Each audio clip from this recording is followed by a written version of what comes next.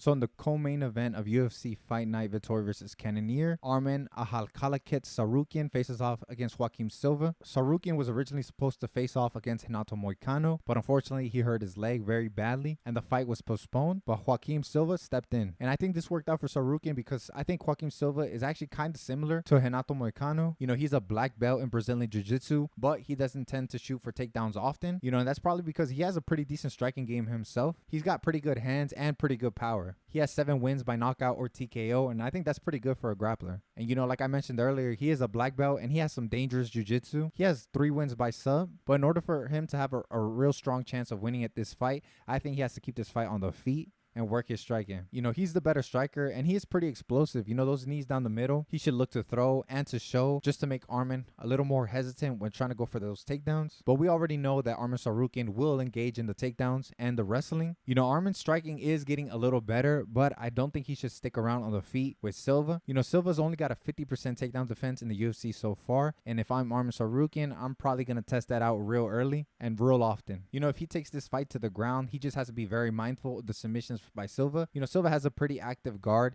You know, he's pretty dangerous from there. You know, he has to stay very heavy and focus on control and then look to ground and pound and look for those submissions. You know, unfortunately for Silva, I do think Arman takes him down very often and is able to control him. And I think the threat that Silva brings off his back is going to make Tsarukyan a little more hesitant when doing that damage. So I think it's going to be a lot of control for Arman. So I'm going to play safe and say that Arman Tsarukyan wins by decision. I just think he's going to be able to take Silva down repeatedly and kind of control him there. I do think Silva's threat of a submission will keep Tsarukyan from taking too many risks. Yeah, but let me know down below what you think. Leave a comment. Don't forget to like, subscribe. It's going to be a great night of fights. Do not forget to tune in, and I'll see you next week.